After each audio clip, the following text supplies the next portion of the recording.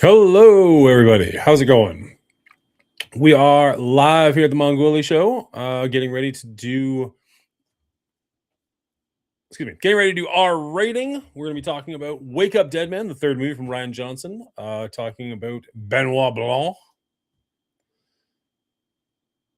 and should be joined pretty soon by Mr. Cleaning Ages and Mr. Run 7. Hopefully, we can get them in here. A new demo just came out for a game that I'm very excited for, so we might stay up a little later than we're supposed to. Give that a shot. We'll see. I'm getting some alerts in the background, but I can't find them. Why is Discord not opening? Where's Discord? Oh, shoot. Yes, I was going to do other things. Discord? What the fuck, Discord? Close window.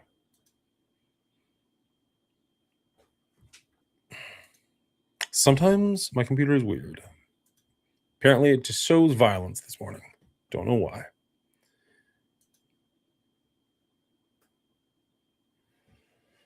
All right, let's go here and Stream Elements? Stream Elements. Okay. Oh, but if I can't open Discord, that's going to be a problem. Can I just go to discord.com? Will that allow me to work? Discord.com.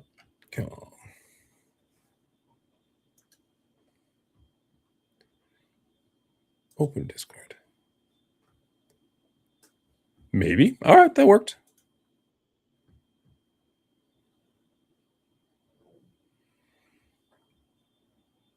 Hey, how's it going, Hirish?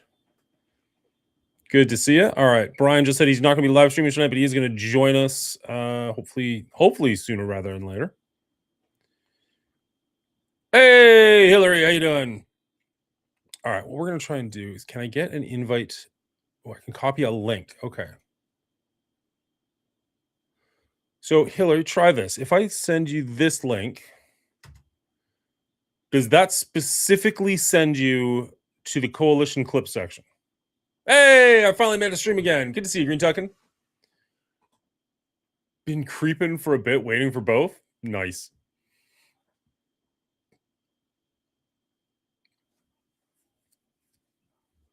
All right, let's see what happens. Where'd my Twitch go? There we go. Okay. So if Brian's not going to be live streaming, I don't need to have that open. Let's jump over here real quick just in case. Yes, it does. Perfect. Absolutely incredible. Okay. So if we take Coalition Clips, we're going to take that link. Nope. Copy link. We're going to go to Stream Elements, Chatbot, Chat Commands, Custom Commands, and add new command. We're going to go !clip. Share your favorite clips here on the Discord. What if we spelled Discord correctly? What do you say? You're on the Discord. Boop.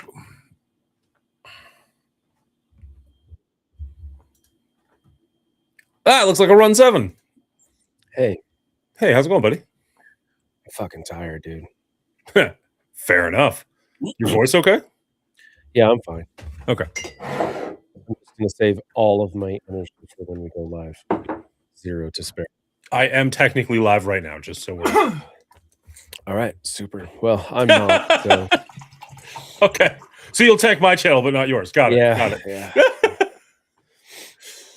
Oh, sorry to hear that. Anything specific or just working too hard? I've been from dawn to dusk 7 days a week for I don't know how long, 3 weeks now. I'm worn out. What do you like? We still have snow on the ground. It's starting to go away, but like, are you? We've been hitting 75 degrees. I don't know what that means, but okay. Like you're in spring mode. Sunny, warm days. I don't know. Okay. What's your real comfortable, nice weather? What's 20? That? Okay, so we're like hitting 20 then. Okay. I'm in shorts today. Nice. I'm in shorts almost every time I stream. Oh. Quick recap question: has the series been holding up? The series, like the Knives Out series?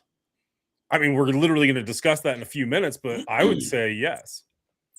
Watching last week's and I wanted to chime in and I couldn't. Lol. I think we had our score was something like we averaged 86 for the first movie and 81 for the second movie, something like that. I think it was like 84 because I think like Kill Bill is at 86, and I think we were below that. Yeah.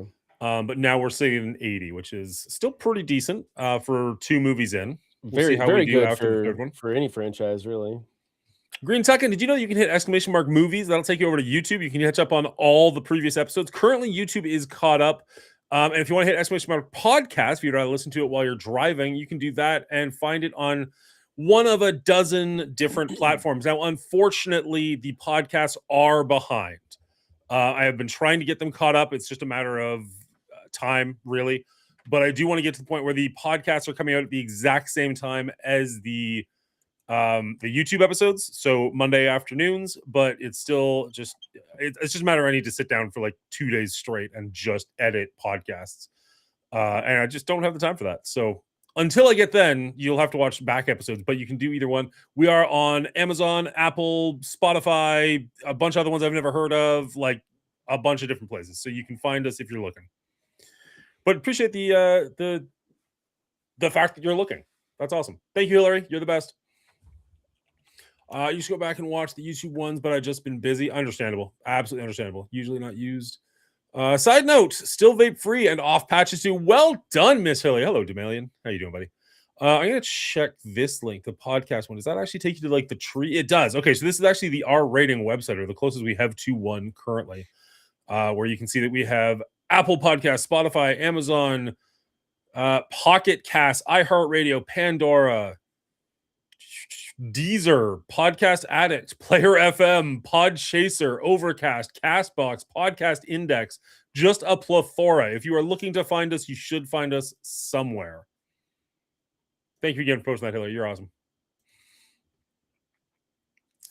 All right. Now, if we do, how do we do this? Let's try this. If we do ! clip.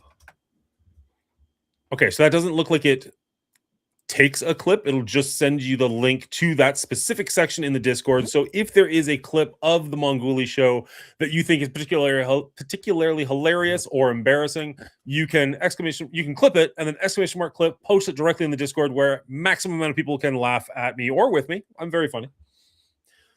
Have we heard from Will at all today or in the past 7 days? I haven't heard from anybody in the past 7 days because I haven't streamed since the last time we were on our rating. Excellent. No, that's Dadpool. There is I messaged you in our private chat looking for some help with something. Obviously you've been very, very busy, but if at some point you can get back to me, that would be amazing. I will get on all of that very soon. Okay, so last episode, Glass Onion, I don't know why, YouTube is random, has actually gotten quite a few views. Now, none of the views actually stuck around, but at least they clicked the video, which has been a problem we've been having for the past 4 or 5. I don't know, maybe it's not something we're saying live on the air, but who cares? So we're at least getting clicks, because the last couple of videos honestly barely broke 10. You know what I mean? Like barely hit double digits, and it was very disheartening. So I like the Glass Onion at least got a couple hundred clicks. It's not nothing. But I do want to try and up the thumbnails a little bit, get our faces on there, maybe like a shocked reaction, a funny reaction, whatever we can do to just try and like engage with people before they even click the button. You know what I mean? Just try and get people to at least stop in and say hi.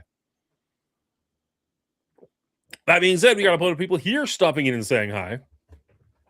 Glad to see you all coming in early. We got a little bit of time before the episode starts. Apparently a little bit more time before Will shows up. It feels like I'm talking all over you, and at the same time, I'm pretty sure this is what you want me to do, so be it.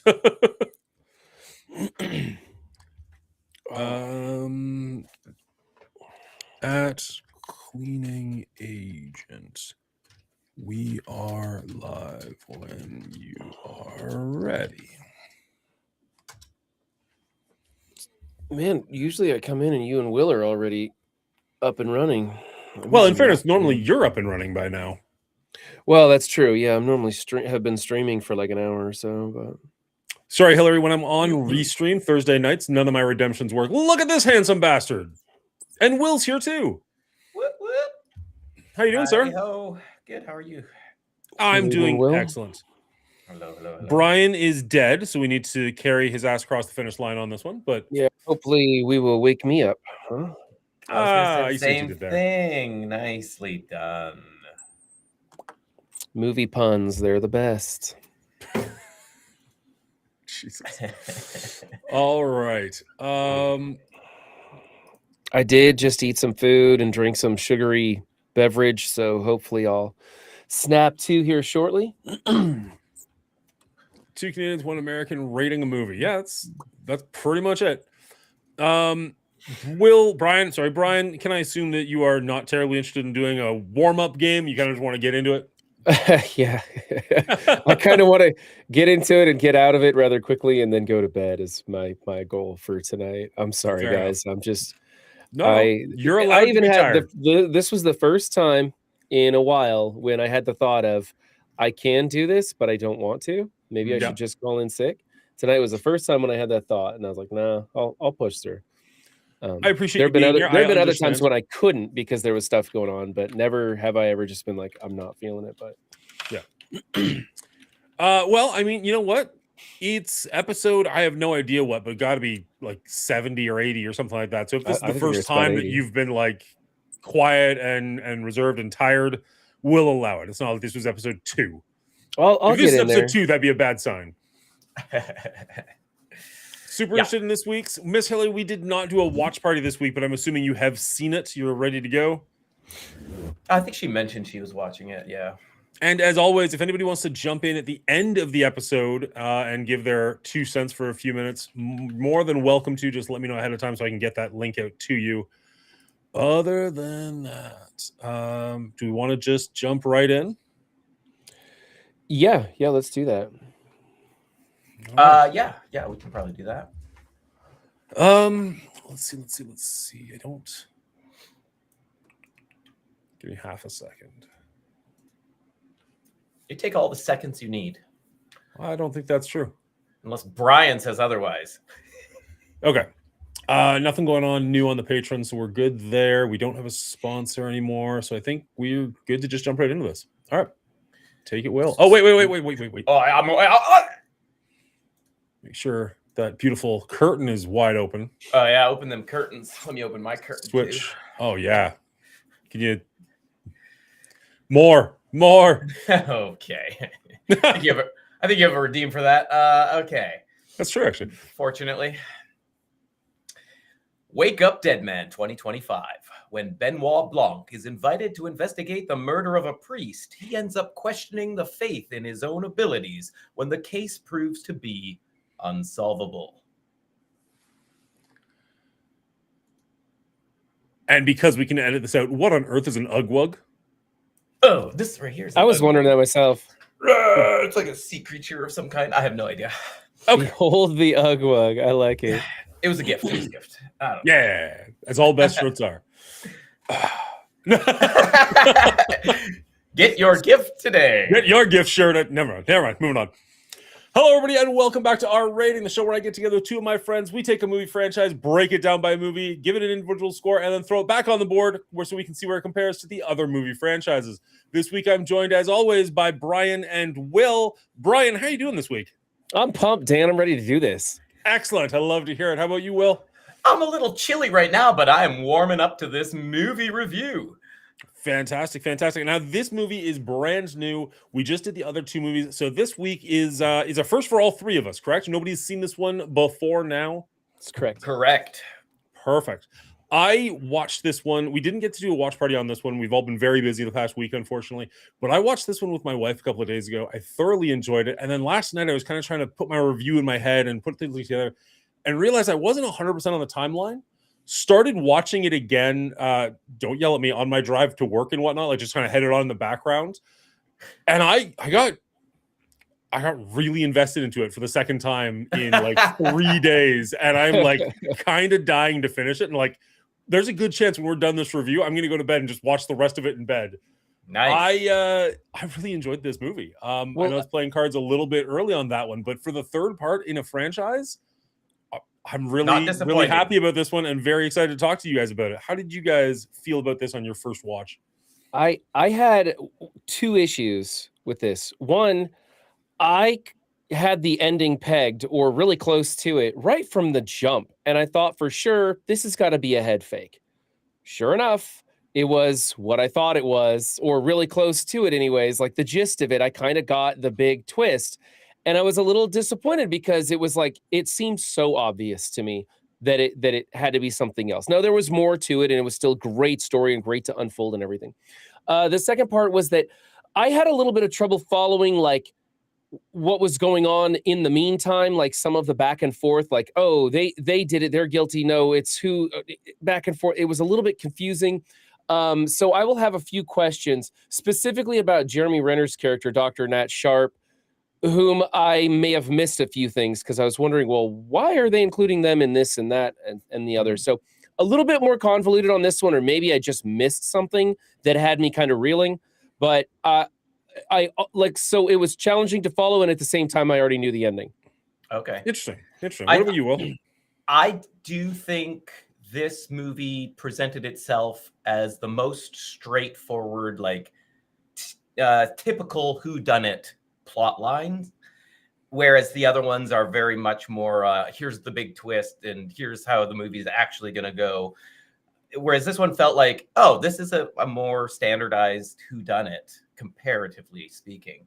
And I didn't hate that. I like that he's switching it up. Otherwise, it's kind of like, oh, and here's where the big twist is. And don't get me wrong, there's still lots of twists and turns and like evidence coming to light later in the movie. So it is good that way. And there is still lots of little details planted early in the movie. And I think maybe that's where Brian was headed, where like he kind of pegged the whodunit at the beginning of the movie, because Brian Johnson has he's got a pattern of telling you who done it right at the beginning. Whether you're paying enough attention to hang on to that information or not is another thing.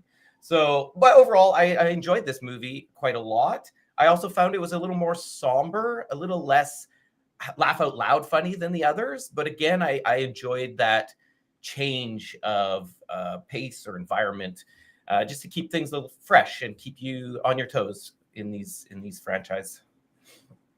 I'll agree with that. Not only did I think that I agree with you that this one felt the most linear, possibly, it felt the most real world as well, which I thought was a little bit refreshing. Like the Clue mansion in the first one is a little ridiculous, but it's kind of a trope of the genre. But then like the whole island, the Glass Onion Island, was just really over the top. Yeah. Whereas like this parish in a small town felt pretty real. Natural. I mean, there's a couple of like silly elements to it for sure, but for the most part, this is anywhere America. Mm-hmm. And you know what?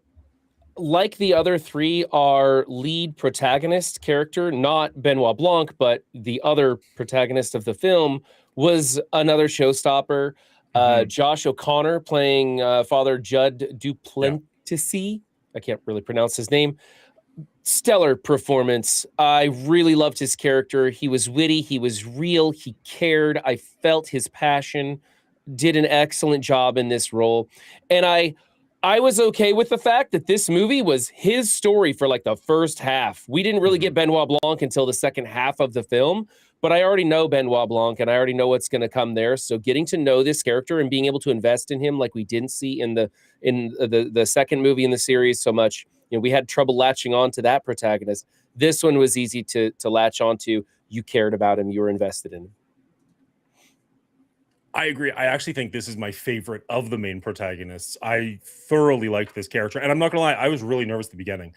We've talked about this in the past. I grew up in a very religious household, not Catholic, but Christian, Catholic adjacent. So like, I don't have all the same traditions and whatnot they have. But when it first started off and it was like, okay, here's a priest who's punching somebody and he's going to go live with this other priest who's yelling at his flock and doing all like masturbating furiously and all these other things. I was really just like, I just don't have it in me for another religion is bad movie.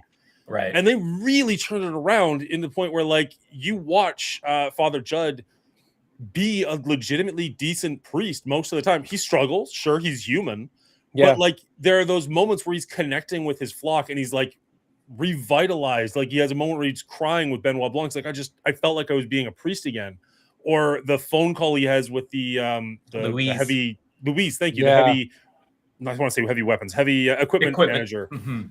And she's just like, she just needed somebody to talk to. And he realizes, like, I've been playing detective, but this is who I am. Yeah. I really liked those moments. They really humanized him and made him a much more fleshed out character than just somebody trying to either get away with murder or prove that they're not the murderer, which I was a little bit nervous for at the beginning. I was definitely nervous for this being Benoit Blanc is too smart for the church and look how stupid the church is thing. And they handled the church with a lot of grace and reverence without being like they're right and Benoit is wrong or Benoit is right and the church is wrong. I thought it was really masterfully done. I agree. Kudos to Rian Johnson for like really walking that line of, you know, science versus religion. Benoit Blanc's, you know, all about the facts and the hard truths, but still is a compassionate human being who understands what others need for themselves, and how they live their lives is different than how he lives his. And that really all comes together at the end of the movie, which makes this the unsolvable case in the end.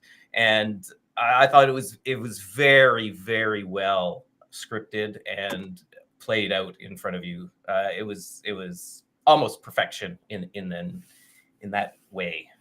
Yeah, couldn't say enough good things about the walking the line of religion and non-religion. And it's not like it was afraid to point out the follies of religion and the corruption and all of those things either. The conversation between Blanc and Father Jude at the beginning when they first meet in there, and Father Jude just lets him talk and kind of vent his frustrations with the idiocracy of the structure of religion, as it were, and he listens to him and he doesn't correct him or say he's wrong or challenge his ideas or anything. He allows him to vent his frustrations and everything, and then kind of agrees with him and just says, yes, it's great storytelling. And isn't that what's so good about it, that we can be enthralled and, you know, it inspires things, and he just rolls with it. And it was such a good little piece right there. I really like that a lot. And then, you know, that same thing is kind of played again at the end when Benoit Blanc says, and that's why this is an unsolvable case, why I can't solve it, because of some of the things that they spoke about earlier. So it was good. Speaking about things that came earlier and then were alluded to earlier and then came about later, this had more of the first movie, less of the just let's throw in some fun Easter eggs that the second movie had. This had a lot of important dialogue that you thought maybe were throwaway lines, but actually weren't. It still had some fun stuff, but I think it hit that happy medium. I kind of felt like the first movie was just so like everything meant something, and the second movie almost nothing meant anything. And then we get to this one, and it was just right. You know, it was the Goldilocks of the dialogue in it. Not to mention some of those monologues or dialogues between two people were so fantastic. You know, we can get into some of the other characters, Josh Brolin's character with his dialogues, his confessions and whatnot, which were hilarious. So just really enjoyed a lot of the dialogue and the lines that were important. I actually hated his confessions until you get the reveal that he's 100% messing with him. Because, like, you know that he is to a certain extent, but then when he catches on, like, no, like, none of this is real. This is pure fiction. So rewatching this one, those were the scene where I was like, okay, that's kind of fun. But the first time I was watching, I was just like, I hate this trope in movies where it's just like, oh, look how evil the church is. Yeah. No, I think for me personally, I don't know about you guys, I think the cast in this one really shined, whatever. Because I actually didn't recognize a good chunk of them. Like looking at the IMDb after the fact, I was like, oh, holy crap, that was that person? That was like, this is this person? A couple of them I actually don't know, whereas like I knew almost everybody in the last two, or at least had seen them in something else before. So you're constantly looking at like Chris Evans being like, well, that's Chris Evans, right? Like, of course it is. Whereas like, I don't know Josh O'Connor from anything. I didn't recognize Martha as Glenn Close. I'm looking back and I'm kind of surprised I didn't. Kerry Washington, I'm not that familiar with. I don't know anything about Andrew Scott. Like, there's a big chunk of this cast where I'm just able to watch the movie as them and not seeing Batista in a Right. loincloth. You know what I mean? So that really helped me get engaged with the storyline quite a bit as well. However, I do have to say it's funny because last week we talked about how I wanted to ask you about so this. many characters or actors that they had were like, oh, now they can't have this person back. Like they even name dropped Jeremy Renner. So Yep. they obviously can't have him in a future movie because of Jeremy Renner's hot sauce. And then the next movie, they prove me wrong and have Jeremy Renner. And I'm like, oh, well, that was silly of me. I guess I should have looked at the future cast. And I wanted to ask you specifically, how did you feel about that? I had a hard time not seeing Hawkeye in this movie. Oh, to be okay, perfectly well, honest. Sure, but compared to be like, oh, it's Jeremy Renner's hot sauce to now he's in a movie Oh. playing a character. That didn't really bother me all that much. Okay. I like Jeremy Renner. I've seen him in other movies where I like him quite a bit, but for whatever reason in this movie, all I could think of was his recent accident that he's recovering from, thankfully, Right. and Hawkeye. And there was even like a line in there where thankfully they didn't go for it. But when the father is talking about like, oh, when it's revealed that the father actually has a son, and they're like, oh, it's okay, we'll stand beside you. And one guy's like, you have my sword or something. Right. And then Jeremy Renner's the next up, and he's like, and my, well, we don't really know who this woman is, right? And I was so expecting him to say, and my bow, like do the Right. Lord of the Rings thing, but also make a joke at the Hawkeye. I was like, don't do that, don't do that. And then he went a totally different direction and made a joke of something else. Just like, okay, I appreciate that. I appreciate that you subverted my expectation. Well done. But it did just still, I just saw Hawkeye the entire time. I just couldn't get Right. into You know, his character, whereas all the other characters I really enjoyed.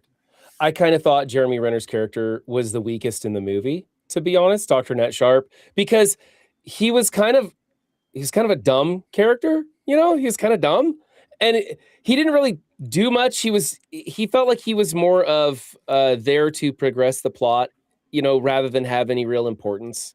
And he did play a role in the plot and the story, but I just didn't. It could have been anybody. It could have been anything, and it was Jeremy Renner, and it was whatever. That was probably the weakest part of the movie for me. Yeah. In all the movies, it feels like everybody has a potential reason why they could be the killer, but this one felt the most forced for putting characters in there just for the sake of having red herring characters. Yeah. Like there's a couple of characters where I'm like, did they really do anything for this actual plot? Like, Right. I don't know. Because I there were just- some big yeah. reveals that ixnayed a lot of like you didn't even see some of these reveals coming at all. Kai's or Sai's character, the kid who was always recording everything, being Monser's son. I didn't really see that happening. I mean, I knew something was going on. And there were some twists and turns, but yeah, some of these characters just felt like they were kind of inserted, and they were hoping that there would be a little bit more of a head fake with them, but not so much. I think maybe another issue with that is like these are just like the congregation members, and yes, Wicks is kind of like keeping tabs on them and keeping them close for his own benefit, but we just don't get that immediate sense of urgency of why they could have done it or how they could have done it. Whereas in the first movie, of course, I'm just going to compare it to, you know, every family member had their reason, and you know, you can understand family members having their reasons of, you know, disagreement and, you know, ugliness amongst money issues and things like that. And I think that's just a harder thing to do in this setting. So I don't feel like those connections were as strong for like, oh, maybe they did it, but is their reasoning that strong to do it? Maybe not. Like the woman who had the nerve damage and couldn't play her music anymore. Yeah, she was getting duped into spending all of her money, but I never at all thought she was going to be the one to do it for any reason. She just didn't come across that way at all. Yeah, I completely agree. She was one of the characters where I'm just like, what do you add to this movie? Exactly. And what they did add is, you know, people get duped into spending great amounts of money on religion all the time. And I think that is an important note to put up, but that's a much different thing than her character wanting, you know, revenge or whatever, being pushed to unsightly action. Yeah, it Here's definitely a- opens a conversation about how the church can potentially manipulate people. Exactly. But it doesn't necessarily add a ton to the actual whodunitness of this movie. Because you're right. I also like never once had her on my little pegboard. Mhm. What I don't really understand is why was everybody kissing Wick's ass? Why did they care? What did he hold over them? I didn't understand. Like, I missed that. I get that the girl in the wheelchair was trying to be healed. I mean, I get that there were a few things going on, but these people were zealots in the non-religious sense for Wicks. Like, they were there to support him no matter what. They didn't want to cross him. What was in it for them? I didn't quite ever understand that. Did I miss something? See, like Cult they were leaders his be like core that. group at the church. What drew them to him in the first place? Why did they keep showing up at church? Like, he was an ass. Why not just not go to that parish anymore? Why did they keep going? I don't get it. I don't get why they were there. Why they wanted to take that abuse. They I mean, mentioned the I'll- cult of personality many, many times. But Yeah. go ahead, The Will. cultish type mentality. And I'll just put this out here. I could ask that about anybody who goes to organized religion, Brian. Why do they keep going? I have no idea, but they do. And so there's got to be something to it. And I think Wick specifically had all of these people as like, these are my people, and would purposely drive others away to like strengthen just the core and say, you know, you guys are worthy. Nobody else is worthy. And I think that is a powerful thing in a community. But yes, from what we see of Wicks and how unlikable he is, it's hard to be in the mindset of like, why would I fall into this? But you never know. So then that whole sequence where he would drive the new people out and everybody else would sit there and they talked about that feeling that you stayed in the seat and you watched that other person leave and that made you feel important, like you were part of the group and you weren't the one being sent away. That was it? Is that he just cultivated this fear, this cultish mentality, that was what kept him there? Because in every other movie there was tons of money on the line, and that I understand, but sitting there and listening to this guy spout nonsense and abuse constantly, I would have got up and walked out myself. But I guess that's just me. I think there's and I did get up and walk out of religion, so same. There's every character in this movie is a little bit broken. Right? Right. Martha seems the only like true honest believer that is there for the church. And so the grew church up is in the the father, church. so be it. Yeah. So she is a true believer, I'll give her that. You've got Dr. Nat and Lee Ross, who are both kind of just broken and looking for a place to belong, for lack of a better term.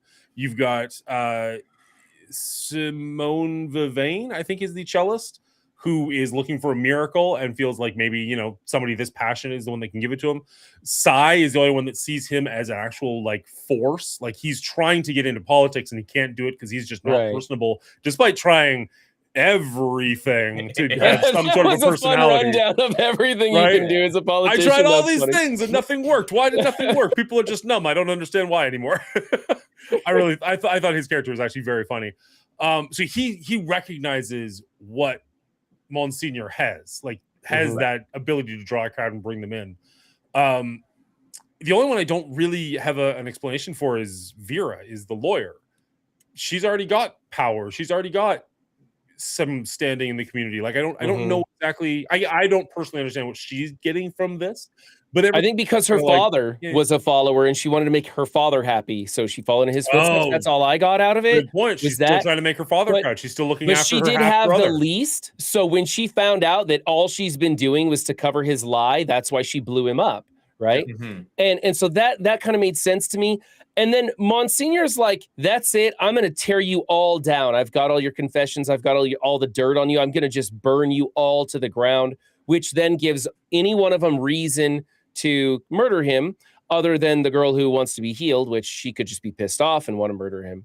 But like that finally gave us a reason for each person to want to murder him. But that wasn't until like the fourth quarter of the film that we got to that point, really. So that was a little weird. He's dead much earlier than that. I mean, we know that he's dead much earlier, but we don't know why any of them would have a good reason to kill him until that moment. Then they all had a pretty decent reason. Oh, we need to off this guy or he's going to destroy our careers and whatnot.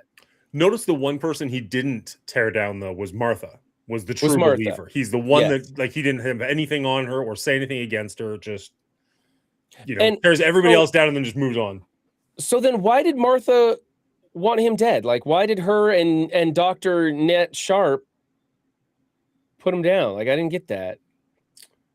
Because he was gonna burn down the church, like, and just he was gonna close the church, which was her whole belief system. But somebody else would come and open it. So I don't know if that's great. So she was trying to resurrect him and make him more popular and keep him in line, I guess. Right the ship somehow. I don't understand. Yeah, she wanted to perform the miracle to draw more people to the church, right? Right. Okay. You get a new pastor. You get a new influx of people into the church. The church stays alive. Her life continues to have purpose and importance. Mm-hmm. And I think not to mention the diamond would go a long way into. Oh, for sure. But wasn't there also something about? So 1 second. Wasn't there also something? Oh shoot. Like when she was finally pushed to confess, and she did confess to him, she also like kind of turned on him then, where she's like, "Oh, that's right. Like this is what it's supposed to feel like, and this is not what it's actually been like for a long time." Like. There's something along those lines. I'm messing up the wording, but I feel like when she realized he wasn't the person she wanted him to be. Exactly. And he was false. Yeah. Okay. Why did she include Nat Sharp in her escapades? How did he get drawn into that? I missed that part. I didn't understand. I think she's just not. She just needed his help. On her own. Yeah. That's right. He had access to the drugs. He had access to the drugs. That was it. Okay. I forgot about. Okay. So, all right. Some loose connections in there for me. I really did love following the story, and the acting and dialogue and the storytelling was so great. I can overlook some of those loose connections. However, the moment they said this tomb could be opened by a single person pushing from the inside, I was like, treasure's inside the tomb. Like instantly knew it. Like that was it, right? Like they gave it away so easy there. But so is that what you figured out, or did you actually put together like the remote blade and the like? The whole no, thing. I did not figure out the remote blade, but I figured that either Monsignor was faking his death to get the treasure, or somebody else murdered him and was faking being in the coffin to get in. But somebody wanted in that tomb to get the treasure. That's what 100%. I had figured out. Sure. Yeah. Right. Well, and I was kicking myself. Sorry, my apologies. Well, I was kicking myself because even a couple of times before we got there, I was like, man, Thomas Hayden Church with the white hair looks like Monsignor. I thought it like 3 times. Like, but these guys look a lot alike. And then when you actually see him get out of the coffin, no recollection, no like, oh, that's clearly that guy. Like I just went along with him, like, oh, how did they make this work? Clearly he faked his own death. It's a Romeo and Juliet thing where they have that like the potion that like fakes death.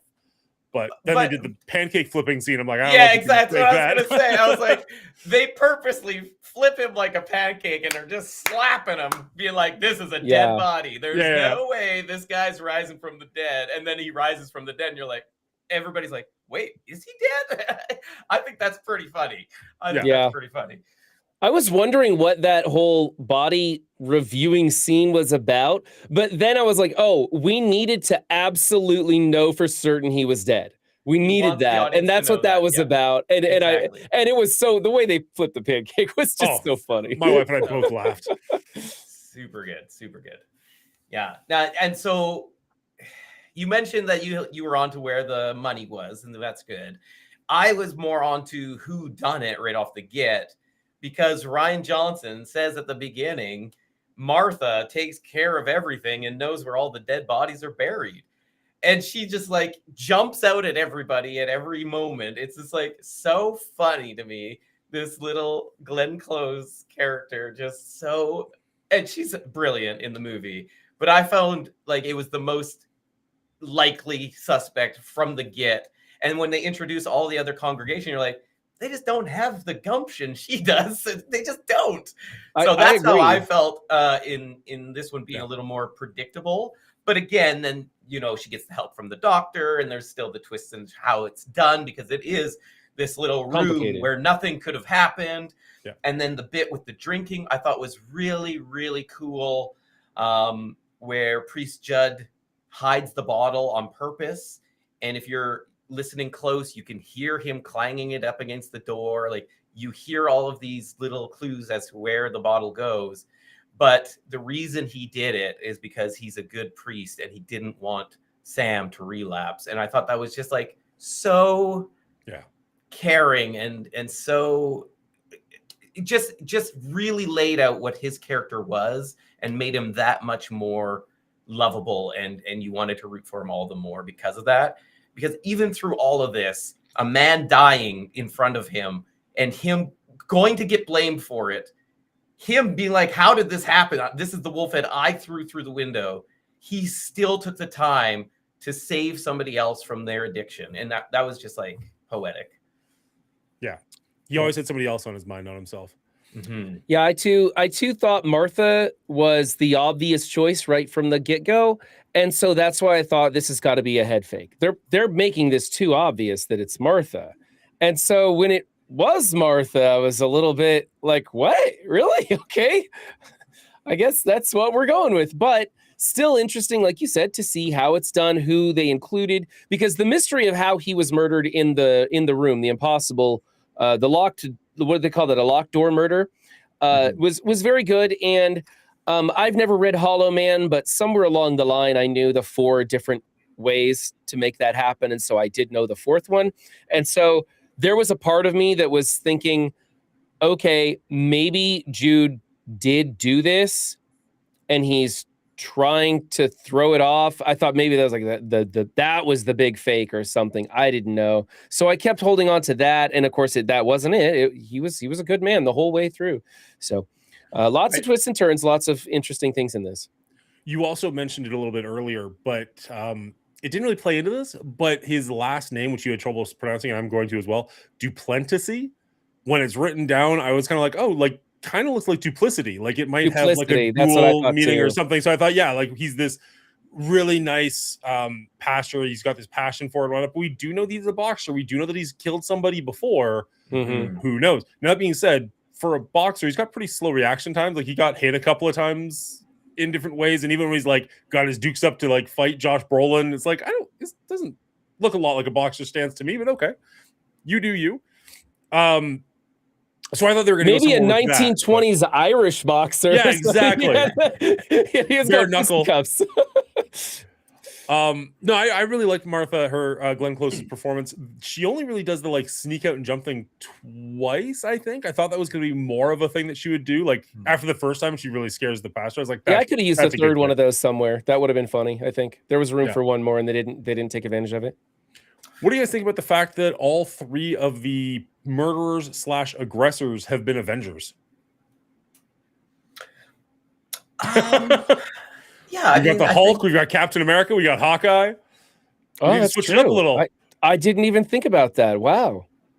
Evil Avengers. I think you watch too many comic book movies, is what I think. You're not wrong. That never I've seen almost all of them. That never occurred to me. No, I mean, I think it's whatever. It is what it is.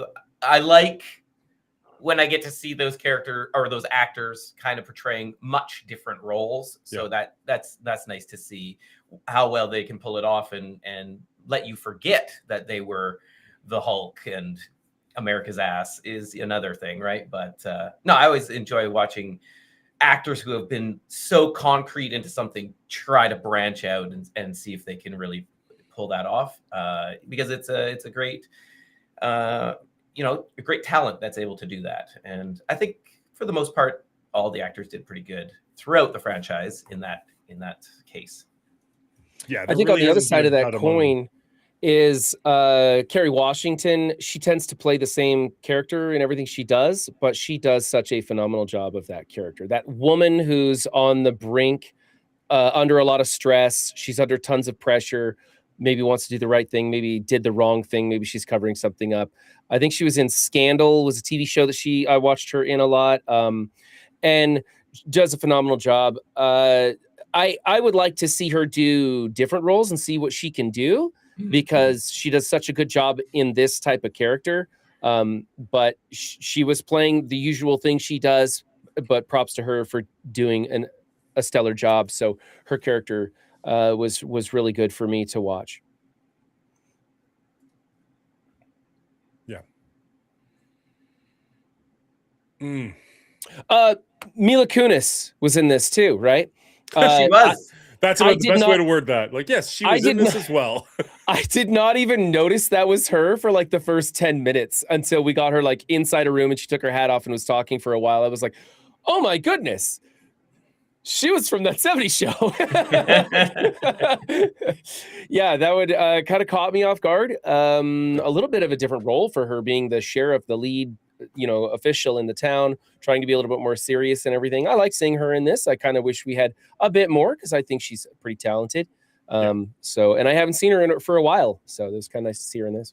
I had a similar reaction to you, not maybe 10 minutes, but definitely not instantly. My wife, I think, got it right away, because she definitely like popped when she showed up on screen. And I was like, I don't see what you're seeing. And then later was like, oh, okay, yeah, no, I get it. Yeah, I've enjoyed her in other movies. I didn't feel like she was given almost anything to do in this movie. Exactly. Yeah. And I don't fault she her, wasn't given- but it was just one of those like, you're just a side character, and that's unfortunate. And it makes me wonder, because Rian Johnson's a pretty talented guy. It's like, hey, I would love to be in your movie. If you had a role for me, let me know. Yeah. And that was the role that was available, and she jumped on it, right? Just to have a chance Sure. to play, which is what it is. But yeah, is it a character or a performance that is a shining gem? Not so much, but No. it's nice to see the face, Well, honestly, it felt a little bit demeaning to her, because she calls LeBlanc, like he's the reason Yes. that sorry, not LeBlanc, it's Blanc. She calls Blanc to come in there, and it almost, like, they don't say this or infer this, but it almost feels like she called Blanc because she didn't have the chops to solve this. And he even says a few lines along the way that kind of reiterate that theme, and it just kind of put a bad shine on her character, who then doesn't do anything in the film whatsoever. So it was this was way out of her league. So I mean, that's accurate, but I would have In liked. fairness, this is way out of most police officers' league. Like in Sure. any cop show, Father Judd is going to jail instantly. Like, you were the first person in the room. Nobody else saw what happened. You have blood on your hands. This is open and shut. Right? The prints you put on the knife, like Right. it's done. Yeah. There's a doctor on the scene saying that he's dead. Like, you're screwed.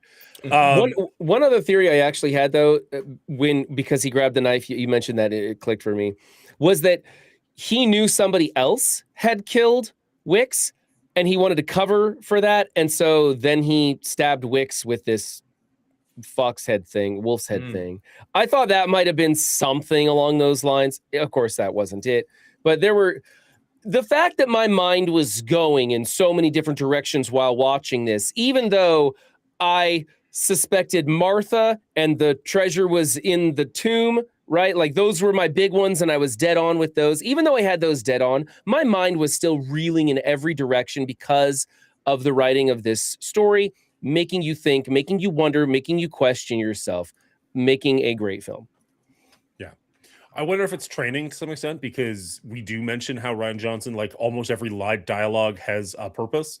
And as you mentioned, like, they talked about the Lazarus pit on the door. We talked about Martha knows where the bodies are buried. Like, specifically that wording, not just like, oh, Martha knows everybody's secret. No, like, Martha knows where the bodies are buried. It's like, okay, so she's probably involved in some level. Yeah. Yeah, there's definitely a couple of things. I didn't see it coming. We were guessing in a couple of different directions. Obviously, Martha was top of our list. We had Dr. Nat on there, but I don't remember exactly my logic the first time around. I was still back and forth. We paused once or twice, just be like going over our theories together. Like, who do you think? Why this? What's fun. that? Okay. It was fun. It was a very fun viewing experience for me. So I don't really have any complaints about it, even though, yeah, it might not have had the massive twist in the middle that the other ones did. I actually did kind of like the pacing on this one. Like, you see Benoit Blanc at the very beginning, sitting down, reading the pastor's letter. I like voiceovers. I know there's people who don't like voiceovers in movies. I do. So having half the movie from the father's perspective was fine with me. And then when you finally are ready to like take the reins and like get caught up with the present, you're off and running. Like, it didn't feel as jarring to me as Glass Onion did, where like the middle half of the movie was a flashback. Right? Like, because you're introduced in a flashback, and then you catch up to the movie and just keep going naturally. And it felt more natural, maybe less stylistic than Knives Out, but more natural. Speaking of that narrative, how did you guys like the mechanic of Mila Kunis is the person who hires or calls Blanc to the scene. However, we have the narration coming from Father Jude the whole time, and you're wondering why. And then later, Blanc has him write out everything to try and get any loose bits. What did you guys think about that mechanic?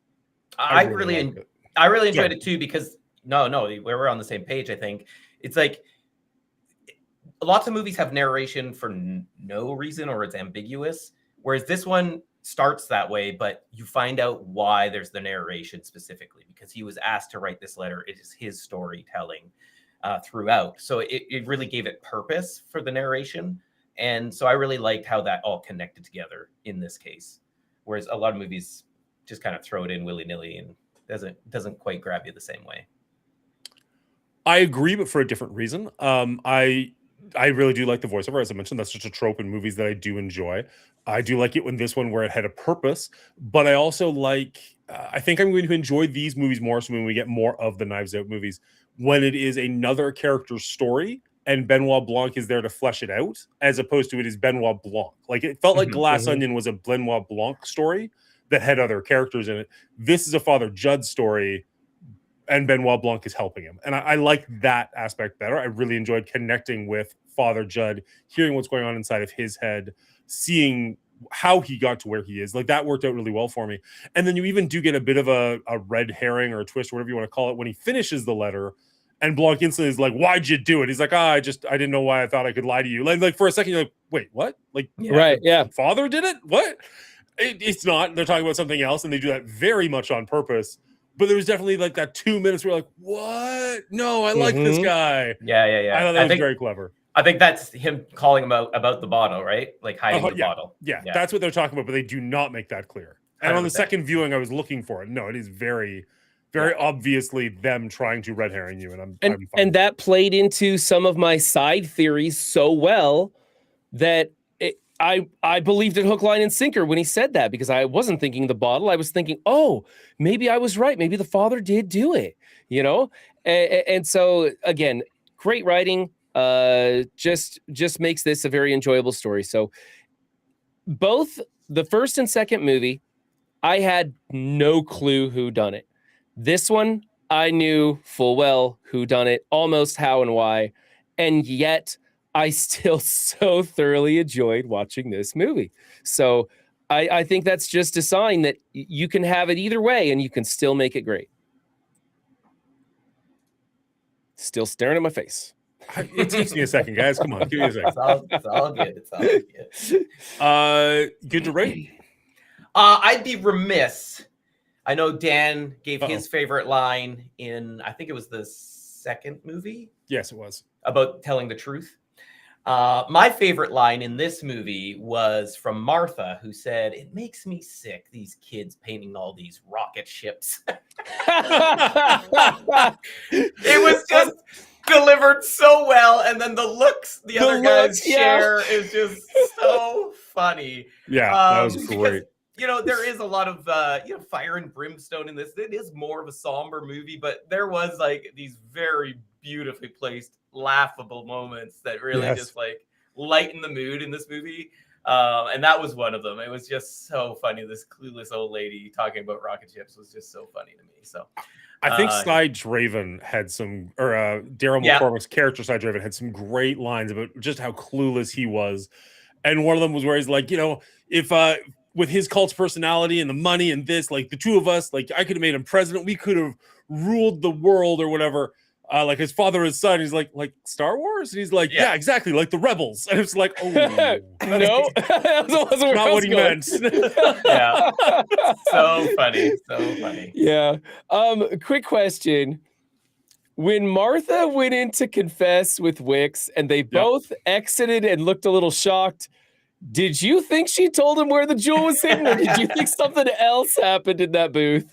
I didn't know that she knew. We didn't know it was a jewel at that point. It was a fortune. But either way, I just thought it was funny him coming out with it like, you can't confess. And then she comes out of the confession very proud of herself. And he comes out like, what? Just I didn't know what she told him. Breath. I didn't think that we'd find out. I thought it was just the gag.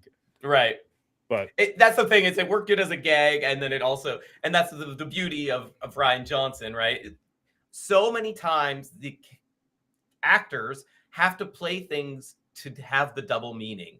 And I think they pull it off really well in these movies where, you know, Wicks comes out being like, wow, that was maybe a stupendous BJ, or wow, now I know where the fortune is. I can turn my life around as I always wanted. So being able to play it both ways, I think is like a challenge. And I think they do a really good job of capturing both angles, which again is why these movies can become rewatchable. It's like one of those pictures where they introduce it as an old woman and you see the old woman and then they say, but do you see the young woman in there? Right. And suddenly you see the other picture in the picture. And so this is what that movie is. You're presented one thing and you completely miss what it really is until the cards turn. Mm-hmm. That's a Now good good to rate? analogy. Now we're good to rate, yeah. Okay. Don't we have to do some plugs for Patreon and whatnot? Yeah. I'm getting there, buddy. I'm getting there. Don't you Oh, worry. I thought I was expecting those to come at the beginning for some reason. I don't know why. No, those always happen right before we rate. It's True. It's been a thing for a while. I've been here. I've seen it. Yeah. Might be missing some sleep. Sorry. It's all good, but if you like what you do and you want to help support us, consider joining our Patreon. There's a link down below. Thank you very much to our producers, as well as our executive producers, Real Bubba Hotep and Dino, and our head writers, Elder JM 990 and Miss Hillary. This month, they've chosen for us to do Romeo and Juliet, the 1996 version. So we'll be getting into that next week here on our rating. Woo! Thank you. Thank you, everybody. Thank you. That's my effing bro. Yes, it is. Go ahead, sir. Okay. I don't have a whole lot to say about this one. I think that I like this. I like the first movie the best, and this movie the second best, and the second movie the third best, if that makes any sense. So this one came in the middle for me. I think it rebounded beyond the problems I had with the second movie. It came back and hit that Goldilocks sweet spot for me. I was also a little more prepared for anything that might come my way and was more accepting of what Rian Johnson had in store for us this time around. Again, stellar acting. Maybe the cast not as plush as the previous two films, but still star-studded and very, very well done. So enjoyed every minute of the film. It's a great watch and a fantastic addition to the franchise. I'm coming in with an 82 on this one.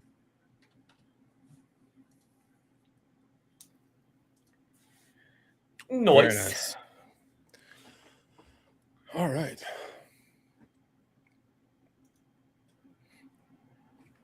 I actually feel like I've got a ton to say about this movie, but I'm going to keep this brief regardless. I think this movie is incredibly gorgeous for being set in a more real world setting as opposed to the other two, which felt a little bit more not fantastical, like magical, but just like silly. This one felt like it could be taken anywhere, but still looked absolutely gorgeous. The church is really, really well done. Even the bar they go to, the El Diablo, looked really nice. The set pieces, I thought this movie looked great. The acting in this movie is phenomenal to the point where I actually didn't recognize some of the actors. Even Glenn Close, an actress who I know relatively well, didn't picture her in this role. Like Martha, I just got lost in the character of Martha as well as some other ones. I think even I talked so highly about Chris Evans in the first movie, but even then you knew you were watching Chris Evans. I don't know who Josh O'Connor is. I don't recognize him from anything.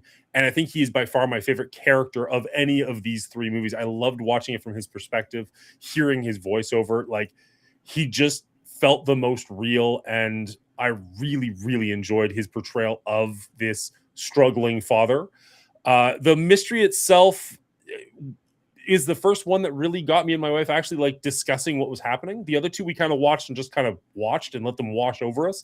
This one we were actually like invested a little bit more. I don't know if that was because it was a little bit more linear or what was going on there, but I felt engaged in this movie in a way that I wasn't with the first two.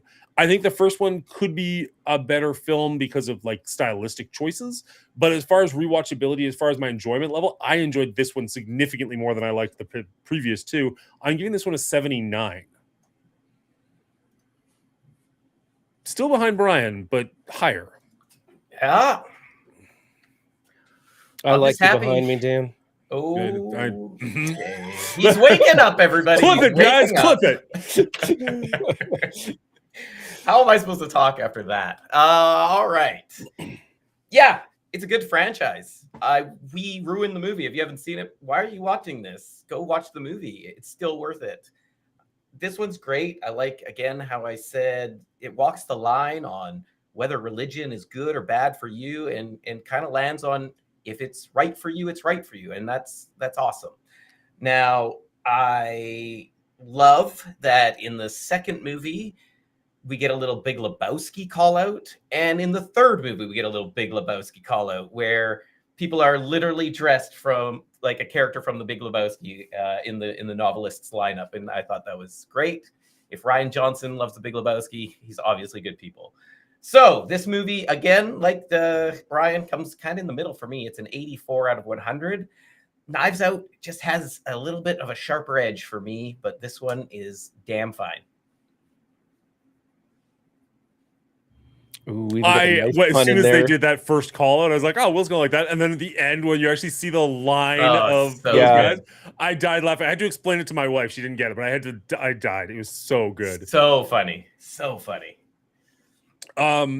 So we kind of skirted on it earlier. I don't have a favorite line per se from this one, but the conversation between Benoit and, like Brian touched on it, between Benoit and Father Judd at the very beginning, where he's like, "Oh, it's all fiction. There's more about Disneyland than this place." It's like, yeah, you're right. Like, this church is, 100 years old, and it's made to look like it's medieval and all this stuff.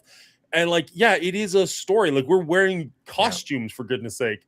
But like, does that mean that it's manipulative? Or is it connecting to something deeper and more emotional and more real? Those are not the exact lines, that's the point. But like, I really liked that. As somebody who, we discussed, walked away from the church and has no real interest in going back, it was still nice to see it given reverence. You know what I mean? Like, I still have a lot of people in my life and my family who I love, who are deep into the church. So I like it when, like, you don't have to appreciate it, you don't have to be on board with it, but just don't make fun of it constantly. Like, oh, all these people are terrible people for believing this horrendous lie. Yeah, it's not for me, but that doesn't mean it's that. Anyway, sorry, off my soapbox. Not all churches are created equal. That's for darn sure. Dan, you also had mentioned you love the look of this movie, which I totally agree with. And I saw an interview with Rian Johnson, and he kind of similar, grew up with religion, had a falling out, but I think he mentioned it was more Christianity and not Catholicism, but went Catholicism route because of the look. Right, like the churches and the elaborate drama of it. The drama of it. So I think he made a great choice in doing so. It really, really does pop on the screen. Agreed. They kept doing the same shot, or a very similar shot, where the cross was missing, but they kept opening the door on it, and like for lighting the light in. You get the light on the cross that's not there. You get the light on the cross that's not there when like the Father Judd enters, you get it when Benoit enters, you get it a couple of times more throughout the movie. And I was like, what are they getting at here? And then at the very end, they do it and it lights up the gem. And you're like, nice. Okay. Yeah. Gotcha. All foreshadowing. Yeah. What was there was a cinematic point where they did an extremely long zoom in on Samson sitting inside his garage. And I mean, this was like a mile-long zoom as they were having this dialogue, bringing the shot in close to him, to the point where you could almost see the camera shake because they were zoomed in so far. I didn't quite understand the purpose of that, but boy, it sure got my attention from a cinematographic perspective. It was interesting. Yeah, I can't remember. I know there was one point when he was watching TV, I thought that it was the IR thing that triggered the knife. Yeah, and it messed with his TV reception or something when it happened. So I don't know if that was the exact time that you're talking about, but yeah, you're right. There was a long shot there. It was early in the film. They had this long zoom, and it zoomed past the crypt and down onto the garage where Samson was sitting and having a conversation with Judd about alcoholism or something. Right. And so it was just an interesting shot that you don't normally see that. I think the last time we saw that was in The Sound of Music. There was a long zoom in like that, but it was. I also like the shot when they're in the forest, Benoit and Judd talking, and you see Samson in the background with his little lantern crossing. It's not Samson at the time, of course, but you don't know that. But it's like a very important walk across that they don't see it, but we do. Yeah. Yes, very, very nicely shot as well. And I didn't recognize the time when Gordon Joseph Levitt was in this movie, but I looked it up, and he is a sports announcer at one point in the movie. I guess it's probably when he's watching on TV, the sports. It's Gordon Joseph Levitt's voice. Oh, I didn't catch that. I was wondering because I was like, it's got to be up here somewhere. I didn't see it on IMDb. I didn't look too hard, admittedly, but it wasn't in the main cast. And I was like, all right, maybe they got away from that. I'm glad they brought it back. Found a way to put him in every movie. Yeah, super funny. All right, well, this isn't going to change all that much. I'm happy. I'm happy that it's up here. Maybe I should save that for the discussion. And with that, we have Knives Out cementing its place in second place with 81. Wow. Brian's score stayed the same. Will's score actually came down, but mine came up a couple of points. So it went to 81, just barely beating out the Dollars trilogy at 80. What do you guys think about this in our second place category? I'm thrilled by it. 3 original works, 3 hard-earned movies, very well composed, executed. Everything is just firing on all cylinders, and the quality is remaining, and that's such a rarity to see. So I'm stoked. I'm stoked by this, and given not being even one of Dan's go-to genres, it's hard not to like these movies. Yeah, it's hard not to at very least appreciate the quality in them. Exactly. Yep, lot of respect for the way this movie was built, how it plays out, this franchise in general. I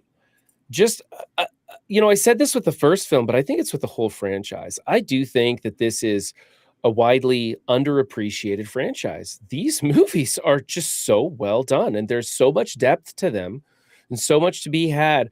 And I think it's maybe there's a discussion for some other podcast, but it feels like it could be a symptom of today's viewers going in for cheap thrills. And this one, these are intelligent films that get you thinking and want you to pay attention to them and have lots going on and lots of depth to them. And maybe this is waters that are just too deep for the average viewer, but this is right where I like to swim. So I think it was fantastic. I think there's a different factor in play here. I wonder if this is because they're Netflix releases and not theatrical releases. That's because the first true. Knives Out was in theaters, and I remember a lot of different podcasts talking about it and bringing it up, and like, this is so exciting. And then these ones drop on Netflix. You kind of watch it on Friday, forget about it by Monday, so it's not even a water cooler television show, which is why I kind of hate like how Stranger Things, not so much the last season, but generally like, oh, it comes out on a Friday. You binge it over the weekend, you Monday and be like, that show was cool. Did you like it? I liked it. That was awesome. And then you never talk about it again. Whereas if something comes out weekly, that's your discussion every Monday. It's like, oh, did you see this? Did you see? What do you think is going to happen next week? It's kind of the same thing with a movie where like it comes out, everybody has access to it on day one. So you're either interested and watch it or not interested and pass. And it's just in and out of the zeitgeist so quickly. Whereas if you have to go to the theater, you've got to schedule it into your schedule, and so you're going to a different time. Have you gone and seen it yet? No, I'm going on Tuesday. And people can get. Should I go see it? Like, is it worth my time, money, babysitter, all these things to go watch this movie? Yes, it's absolutely worth your time. Go check it out. Okay, I'm gonna go see it. Hey, I saw that movie. I really liked it. Thanks for recommending that. Versus just, oh, this is on. No, let's watch Friends again. Oh, okay. Like it's just a different way we consume these days. And it's hard also to know, as you mentioned, Dan, what kind of revenue this movie has made because it's Netflix release. But I worry that if it's not making enough money, they won't be able to do more. If that's the case, I hope they just cut the budget and get a whole bunch of no-named actors who are talented but don't require a big paycheck, and we can still get these great stories. I hope they don't let it die. I think I've heard that Benoit Blanc, what's his name, is all in. Daniel Craig is all in as long as Rian Johnson's attached to it. So I'm sure he'd take a pay cut, no problem, just because he obviously loves playing the character. I mean, we don't know because Netflix will never release these things, but like, I wouldn't be surprised if a bunch of these people are working for less than their normal rate anyways. Like, it seems like he has the pick of the litter when it comes to people wanting to be in these films with him. Like, they're doing so well. They're so fun. It's just like an actor's paradise. Like, how many movies have given Chris Evans the point to play that kind of a character, or Dave Bautista to just be that ridiculous? Like, it's kind of fun. Like, it's probably fun for them as much as it's fun for us. Yeah, I hope so. I hope more come along because it's a rarity to see the quality sustained in a franchise. I mean, it's only 3, so albeit Yeah. a lot less than some of the other franchises we've covered, but the quality is through and through in these movies. What was the time difference between 1 and 2 and 2 and 3, the releases? What were the release dates? Because he had tons of time to work on number 1. Yeah. Kind of rushed out number 2. Number 3 felt a So- bit more polished for me. 2019 was Knives Out. Then Netflix purchased 2 movies. So 2022 was Glass Onion, which may have been delayed because of COVID, who knows. Mhm. And then 2025 was Wake Up Dead Man. Okay, so about three years between each one, though he could have had 6 years technically to nail out some things on Wake Up Dead Man if they, wanted to have 2 scripts in mind right from the jump. Either way, I say differences between 1, 2, and 3. We're talking about little blips, not dips and valleys or anything. No. This was, quality all the way through. So I may have one that I can place them first, second, and third, but they're all stellar films. Yeah. Like the franchise is in 84, 76, and 82. Like Yeah. there's no bombs there. Like that is pretty good all the way along. All right. That's a pretty good outro. All right. So that's our rating of Wake Up Dead Man. But what's yours? Leave a comment down below. I'd love to hear from you. We record this live over at twitch.tv/The Mongoolie Show. So if you want to come hang out with us live, you can head over there and hit the follow button. Or if you're here on YouTube and you're enjoying this video, make sure you hit like and subscribe so we see you in the next one. All right. Dan, how come your trash can is on fire? I'm sorry, what? No, on your shirt. Oh! I think it's a bush. I don't think it's a trash can on fire. Oh, it's a plant. Oh, I'm sorry. I thought that was a garbage can with flames coming out of it. Like you're at work or something, and there's just a dumpster fire going on in the room. I don't know. That's too funny, and I kind of like that. That's good. Sorry, I didn't mean to make you check the room there. Well, because like sometimes like I've got the red lights in the room, and sometimes like when people like subscribe or something, the whole light flashes, and I'm just like Right. seeing that I'm not seeing. There's actually a garbage right beside me. I'm like, thankfully not on fire. Every time you do a close up, I'd look at that. And I was like, what is there a flaming trash can on that shirt for? Amazing. Well, thank you very much, Brian. I know you were pretty exhausted at the beginning, but you really came through there. You were pretty awake and lively for that. that whole was- episode. I don't know if you were about to That was crash. me and- channeling my acting skills there. Yeah, I am that was all fucking dead, performance. guys. I am so done. In fact, I'm gonna bounce out of here right now, go straight to bed. So I'll catch you guys later if we don't have to record anymore. Thank you guys, everybody in Dan's chat, for putting up with me and my tired ass. I hope everyone has a great time. I don't think anybody would have even noticed if you didn't say anything at the very beginning. Sure feel like it, but all right. I'll see you guys. Bye. Cheers, bud. Cheers. All right. Yeah. How are you doing, Will? Good. I mean, I think it's like, I think that episode is shorter because it's just more good stuff, right? Like we can talk about the plot and whatever, but you can only do so much of that. So I think it's probably a pretty tight episode. The last two, this one might be the longest of the 3. I don't really know. Oh, It's really? an hour 13 at the moment. We didn't get started right at 9. So I don't know exactly what that'll be. There's Right. a little bit to cut out, but there honestly wasn't a whole lot of dead time or dead space in there, which is always nice for me when I'm editing. But the last 2 episodes were only about 40 minutes a piece or so, maybe Mhm. around that mark, which is nice. I think the Alien franchise is our longest at like an hour and a half or something. But other than that, we've Yeah. usually been in like the hour range. Right. But yeah, no, I'm not sad about We also- 45 minutes or so. Like I don't want to get too short. I want it to be like 15, 20-minute For sure, episodes for because sure. then that's not even a podcast. That's barely worth a click. Yeah. But also like 2 hours, 3-hour episodes. Like the first, I lied. It's the Mad Max franchise is our Oh longest yeah, episode. it's different though. That's different. Sure, yeah, different Which- thing. Covering the whole franchise is crazy. I put that in the podcast form and I was like happy to do it because then you get every episode because it is on the poster. And I do think that like even though it was our first episode and we didn't have certain things nailed down, we're still getting used to just chatting with each other. Interesting. There's some Still good- getting used to just chatting with each other. Yeah. I still think there's some good there, but a part of me is like, I don't want to put this on the podcast first Right, and like not have right. anything else. People are like, oh man, it's a 3-hour show. No, thank you. Yeah, that's fair. But now we've got, some regular episodes out there. We got like 22 episodes, I think, 23 episodes. So Jurassic Park is the newest episode on the podcast. Oh, nice. So yeah, I'm excited to get more out there and whatnot. I'm seeing these numbers grow a little bit, which is nice. It's fun to see. If you are willing to head over to Apple, Spotify, Amazon, wherever you listen to your podcast, give us a rating. That helps immensely. Mhm. It helps the platform know that they should be promoting it to other people, which is always great. But honestly, like I was kind of having like a fun little moment where it's just like, you know what? We always get like 20, 30 people coming hanging out every episode. We always get a couple people watching them on YouTube. Like, It's that's fun. good. I'm happy Yeah. with that. Like, we get to hang out with two of my friends and shot movies, and people enjoy it. That's enough. Mhm. Would I love it to see grow? Absolutely. But be happy with what you have. Absolutely. I Otherwise, was, you'll just turn into Monsieur Wick, right? You don't want Yeah. that. I was playing Resident Evil. Sorry, are you looking to get out of here? Are you good for I can couple chat for a minutes? minute. I was playing Resident Evil 4 on Monday, and it was rated by a party of 1. Okay, classic. And there was that moment where I was like, is that Emma? No, it's not Emma. It's a new person. I don't know who this is.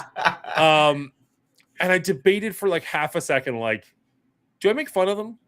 Oh No, I don't. I know I'm not going to be that person. Like, I don't know what's going on with this person. I don't recognize their name. Like, maybe they're being funny. Maybe they're not. Maybe they just had a bad day. I don't know. Yep. They ended up sticking around for a little bit, chatted with them. I gave them a shout out and followed them. And then I checked them out one day while I was at work. So I couldn't really watch them, but I just kind of like checked in here and there. Mhm. Yeah. And same thing, like it's a young woman who didn't have a lot of people watching her, but I was lurking to kind of up her numbers. But she was talking the entire time, regardless. I couldn't hear her. A, she was not in English, and B, I was at work, so I had it on mute. Right. But every time I checked in on her, she was talking to nobody. And I was just like, good on you. Like, well done to keep that energy up. And like, you never know when somebody's going to come in and start like hanging out. But like, it's so easy. I don't know about you. It's been a minute for me since I've had a stream to literal nobody. Right. But I remember being so dejected when it did happen and just like, what am I even doing? I ended the stream early and just like, F this. I'm not like, Right. it's so easy to get in your own head. And here's this young woman just like having a great time, just playing a game, chatting to herself. And just like, if people show up, they show up. And if they don't, so be it. That's awesome. And it's just this like, fucking right. Good for you. Yeah. It's noble. I wish I remembered what her name is right now. So I could, Taylor Williams. Her name's Taylor Williams on Twitch. Go give her a like. Nice. I was lucky though, because you didn't start MSF, right? I did. Well, no, I started like twice under different things, and then when I Right. started MSF, it was a different beast. Yeah. I started on YouTube with MSF, and then was convinced to Twitch stream because I'd already tried Twitch streaming twice before, and it never panned out. Yeah. As it doesn't for a lot of people, and so it's where I was like, you know what, getting 20 people to watch is pretty freaking incredible. It's not quit my job money. No, but like of course not. just anybody showing up is impressive because there's a lot of people streaming to 1 or 2 people, and it's like, damn. Sport Dingo says 20 viewers puts you in the top 3% of streamers. I think it's actually more like top 1, to be perfectly honest. I think there is a bajillion people out there streaming to 1 person. Yeah, it's a wild. The whole concept to me is still kind of crazy, but I couldn't be more thankful for those hardcore committed people who come out. And I vented to my wife just the other day because Tuesday I streamed and I just felt like it was like my worst stream ever. I wasn't gaming well. I didn't feel like I was performing well for the stream, like for the audience at all. I just felt like by the end of it, I just one of the first times I just felt, what am I doing? Like, this is horrible. Why would anybody watch this? Yeah. And then, so the next morning, on Wednesday morning, I was like, you know what? F this. I'm going to jump on, play some Arc Raiders, and just try to do some of the stupid stream achievements for fun, and just be silly. And I had a blast. And the same people were there for both streams, and they were all very supporting at each stream. And it just goes to show how lucky we are to have anybody at all putting up with us at any given time. Were you playing the same game? Like you said, Arc Raiders on Wednesday. What were you playing? No, on I switched to Arc Raiders. I was playing Battlefield, right? I was playing Battlefield 6, which I'll say it. I've never been a huge fan of Battlefield, and not because it's not a good game. It's a great game for multiple reasons, but I just have always been in the mindset of you have one life, and if you lose it, it's game over, or you start a new match, and I can't wrap my head around just respawn, and the battle keeps going, which it makes sense for Battlefield. Like it's that war mentality, and it totally makes sense. I just can't get into those as easily, and so I just struggle bus hard on that to start. And then I was just already kind of like tilted from that, just underperforming, even though T-Dub was playing with me and Dadpool Games was there, and they're fun and very supportive and whatnot. And then I went into Hunt Showdown, which I haven't played in a while. So I was rusty with that and just ate it hard in that too. So I was like, I can't win today. I give up. I hate my life. But anyway, it was, I don't know. It was silly. I completely get that. There's definitely been streams where I'm like 20 minutes into what should be a 4-hour stream, and I'm already just like, fuck this game. I hate my life. Why did I choose this? Shows the wrong game. Should have done something else. But yeah, it's just some days are just like that. I remember a couple of weeks ago, I didn't stream on a Monday because I was just kind of tired, wasn't really feeling it. And it was like, I'd only be able to stream for like an hour and a half. Like I like to stream for a bit longer on a Monday. Like, is it really worth it for an hour and a half? And then I was talking to somebody behind the scenes, and they're like, hour and a half is better than nothing, man. Like some people are showing up waiting for you, and you don't show up. Like we don't all check the Discord. And I was like, that's really nice of you, and also like, fuck, now I feel like an ass. Like you are. You disappointed a lot of people that day. I disappointed dozen of people that day. 12 people. No, I'm sure it's less than that, but it was just that I get what he was going for, and it was appreciated. But it was like, yeah, no, you're right. It definitely would be probably better to go for 1 hour. I'd have a good time. Hopefully, the audience shows up and has a good time, and like. Just be like honest, like, hey guys, I got a really early start tomorrow. It's a long day. I don't have a whole lot of time today, but still wanted to show up and say hi, and that's awesome.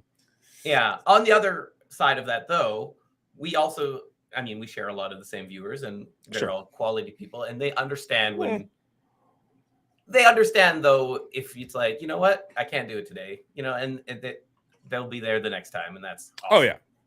No, nobody was upset at me. Even the person talking to me behind the scenes was not like, "Where'd you go? I was waiting." Yeah. No, they were very polite about it and actually kind of sweet about it. But it was just like, okay, that's fair. I hadn't thought about it as much from that perspective. But Beveridge was upset and may never return. And may never return. She's been back every time since. What's your streak at now, Bridget? Yeah, no, I sometimes have to be reminded how incredibly blessed I am with this community. Right? Because like, I hate 100%. To ever take you guys for granted. So 100%. Yeah, are we pulling huge numbers? Like I see other Arc Raider streamers, and they like have 600 people, and they're doing the same thing as me. But it's like, how did they get there? Off of other people, who they know, what they know. It is. A lot of them do a lot more content than I do, and that's a huge thing, for sure. But it is what it is, and you just have to take it at your own pace, for sure. Yeah.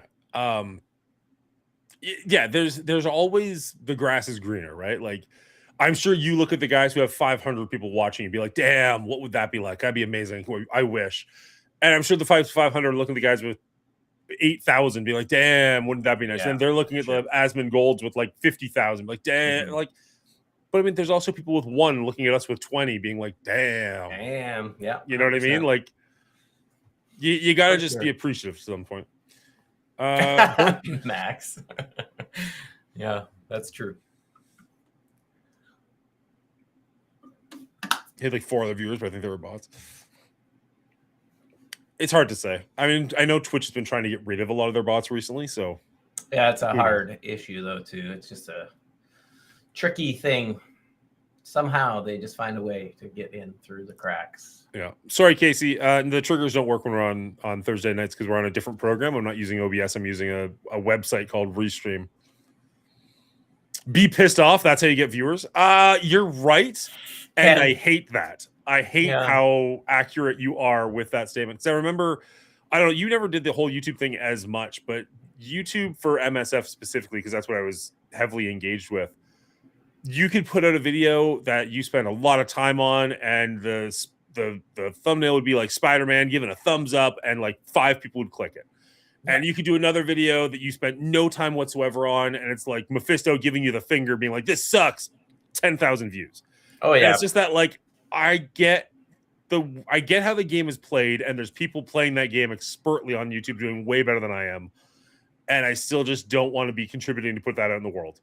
I'd still rather, 100%. at very least, be honest. And if I'm honestly pissed off, that's a different thing. But if I'm just Sure. generating hate for the sake of, like, or not if I'm just Propelling, maybe, I don't know. It's Yeah, not even, like, though. just making It's false just rage accusations baiting. about It's rage baiting. Yeah. yeah, I just don't want to be one of those people, even if it makes me more successful. That's not the audience I want to generate. You know what I mean? Where I just Well, yeah, now I have to be pissed off Right. because that's what people are showing up for. That's harder work to be mad all the time. I think. I think it's easier. I think I would have an easier if I was to fake one or the other 24/7. I think I could fake anger easier than I could fake happiness. Right. Okay. You know what I mean? But I think I the can see reality that. is I'm actually happier than I am sad all the time. Right. So if I'm giving you an authentic portrayal of Mongoli, it is going to be just naturally happier. But as far as like playing up the clown, it'd be easier to be an angry clown than a super happy clown constantly. Especially when playing video games. Holy crap. Yeah. That's the other thing. If I was better at video games, if I could actually play, people might watch me more. Yeah.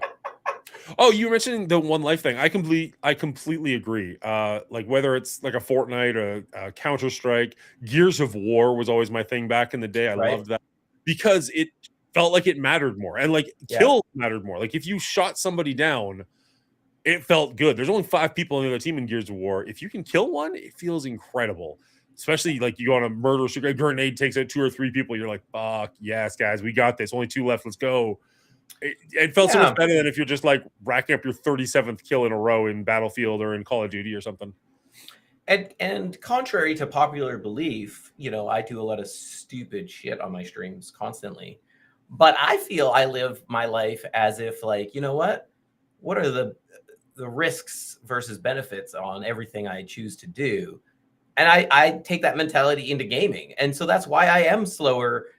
Arc Raiders is a prime example. I'm always slower to shoot first because I'm like, I feel bad if I rock somebody who's like, I'm friendly. Like, I feel bad because I've been in their shoes, and it's like, Yeah. they're just, if they're a brand new gamer or whatever, it's just like, oh, I don't want to deflate their tires. It just feels bad.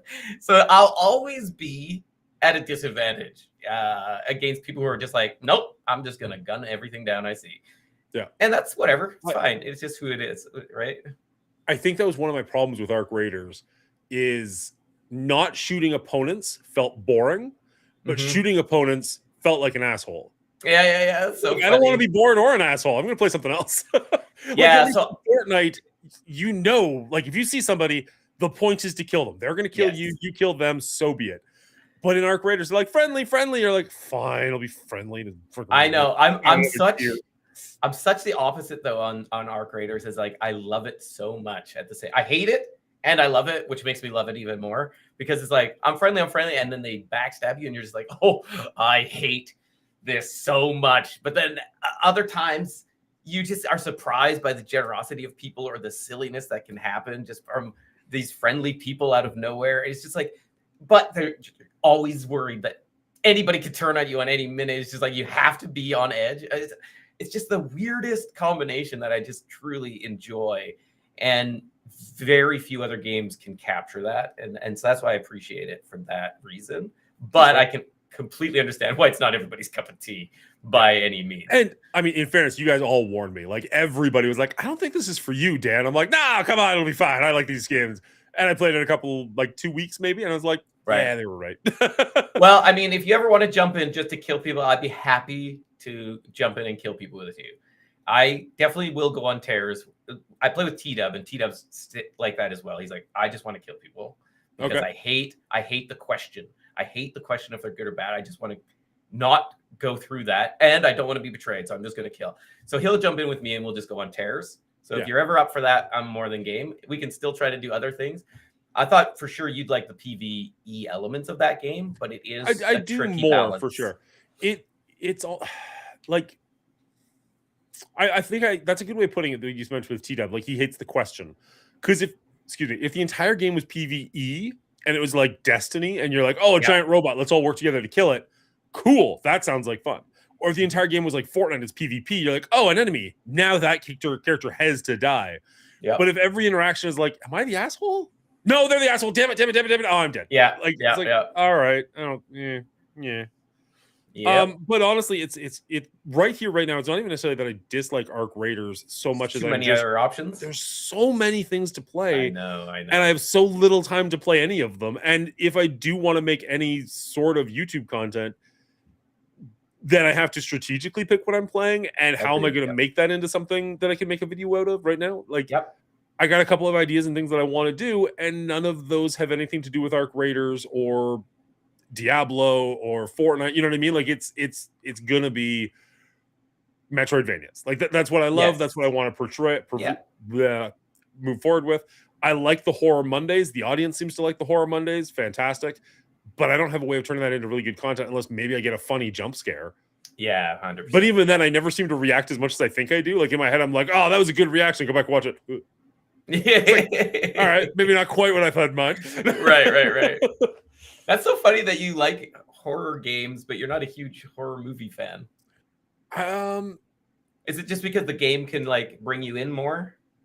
There's definitely a certain amount of that to it. I think I like horror games with an audience. Right. That makes sense. Like I played a lot of Resident Evil games back in the day, and I was kind of thinking about it. So I like to think that I was a Twitch streamer before Twitch existed, because I used to have friends over who had no interest in playing video games or not much interest. Like they enjoyed playing like 4-player Mario Kart, but when it came to like Metal Gear Solid, they had no interest. Legend of Zelda, no interest. So they would come over and watch me play for hours, and I'd always be like, do you want to play? Like, no, I'm good. I'm like, okay. And I would just keep playing. So I'm just sitting there chatting with a buddy while I'm playing a video game, and it was like amazing. It was the best time of my life. Skip forward to Twitch, and it's like, oh, this is the closest to that I've felt in 20-something years. Right. Where I can just play a video game and hang out with people. I played Resident Evil 1, 2, 3, 4, 5, all that with that group of friends. Never really touched any of the ones in between. In fact, I picked up Resident Evil 2, the remake, played it by myself, and put it down because I really didn't like it. And then when I started doing the Twitch thing, people were like, you should play this game. I think Dadpool was really pushing me on it. I'm like, I tried it. I didn't like it. Decided to give it another go for Horror Mondays. Fell in love with it. Like really enjoyed it. Moved on to 2. Moved on to 3. Moved on to 4. And now I've got 7 and 8 ready to go. And 9 comes out very soon. I'm probably get that after I finish 7 and 8. Hopefully on a sale of some kind. But I think it's more engaging than a movie because I'm playing it. But I'm also talking through it, so I'm not getting as freaked out by some movies. And if The Conjuring taught me anything, I don't necessarily hate scares. I just don't like gore. Right. Okay. Or I don't like gore as much. Yeah. That makes sense. Yeah. I've I've never played through a Resident Evil game. No?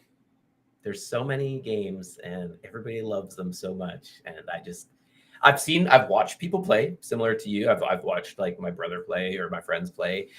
I just like, yeah, that's enough for me. I don't know what it is, but I just never saw the appeal for myself. Yeah. I get that like they're fun puzzle games and the cool like zombie apocalypse type stuff, or not quite the same because it's like chemical, big business, whatever. But yeah, I don't know. Just never really got into it. And it's just like, I don't know. That's totally fair. There's a lot of hit or miss franchises for a lot of people. So I can't fault you on that. It's not like, oh man, no, you have to play this one. If you were to give it a try, I'd probably say 4, as it is more of an action game than a horror game, but it seems to be like one of the highest rated in the franchise at the same time. Right. So you can kind of get into it. It's not as like scary per se, but it's still tense. And you're not necessarily guarding your bullets quite as hard as you are in like 1 or 2. Right. Yeah, which I don't mind those elements. As I said, I don't mind that cautious play in games because of the one life kind of rule. But I just never got into those. I don't know why. And I'm not against scary games either. Chat knows I'll jump out of my chair when they scare me sometimes, but yeah, I don't know. It's just one that just kind of passed by. Fair enough. Max Carter points out that I'm more scared by HUD effects than I am by anything in game. You're not 100%. wrong, but it's usually when I'm heavily invested in the game that those For jump sure. scares actually work. Yes. Because like there'll be times where I'll be like reading a notepad and somebody will have some jump scare. And I'm like, yeah, I'm reading right now. But like if I'm invested, it could be like I'm playing a Metroidvania right now where you're like this little robot running across the screen. Not scary at all, but I'm invested. So you get like a monster jumping at me, like, oh, John. Yeah, it still throws you off, right? Yeah, for sure. Yeah, exactly. Yeah, no, that's all good. The HUD effects is a silly, fun addition for chat. That's for sure. Good. It's so good. I'm so glad we found that. Yeah. Because that was always my biggest thing is like people do jump scares, but it's on a monitor over here somewhere. And I'm like, what? Oh, I'm scared. Having it actually be on the main screen that you're paying attention to is a totally different beast. All the difference. Yeah. Although I'm surprised, like I've got a couple that are really long, and I thought people would want to do those to kind of mess with me more, where it's like a giant, like a snowball lands on the screen and just stays there for all. So it's not like a jump scare per se, but it's also like I can't see what's happening right now, and this is the screen I'm playing the video game on. Exactly. Nobody cares. I'm like, okay, fair enough. They want the reaction, not the chat hits me with those once in a while. You know what? Honestly, I'm surprised. A lot of the things I do to set up that are like mess with me things are not the ones they necessarily go for. They go for the jump scares, but there's not a lot of the like, we're gonna screw this. Like the head writer role, I was nervous that they were gonna be like, all right, Human Centipede, and then this, and then like all these like horrendous movies. And Hillary and Elder Jam have been super nice about it. Be like, here's a great movie. Here's a great movie. Like the worst they did to us was this like, you know, The Great Outdoors, this movie from their childhood, which admittedly they still liked. They just wanted to get our taste on it. And I'm not saying it was awful, but like that's the worst one we've got, right? All the other ones are great.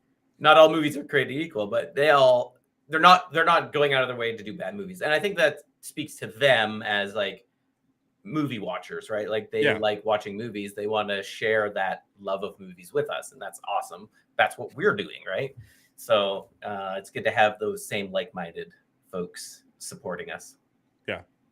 Well, and they also like love movies, but also like us. Like they want to get our opinions on movies they love, which is cool. Speaking of which, we talked about this before. Doing probably in March, although we haven't really discussed this too much, and Brian's not here at the moment. Having like a month where we will essentially do the Patreon thing, where we will recommend movies for the other two guys to watch, and then we'll all discuss. I'm thinking March makes the most sense. Just March, like you can do things with the M's, like March Movie Madness, March, whatever. I was working on a list the other day at work, and I got to like 10 real easy, and I'm just like, oh, this is going to be decades of work to get all the movies in that I want to get in and talk about. So I'm super curious to see what you guys come up with, because I've got one, and I'm guessing y'all have seen it, but I've got one that I'm just like, this is a genre we don't really have on anywhere yet. Yep. And I just really enjoyed the movie growing up. And so I'm putting it on my list. And I was like, you know what? I've got probably a year to think about another one. So I'm just going to leave it at that. Yeah, there you go. That said, I have in the past asked you to watch a movie or two. So like I've already got something off my bucket list of getting people to watch things, right? But sure. There's I want to find like a calendar app for Discord and like kind of start booking the rest of the year up, because we did the poll. That's closed now. We had that poll up for a little bit, and the winners were, sorry, DJ, unfortunately those don't work on Restream. Dune, Mortal Kombat, which blows my mind, and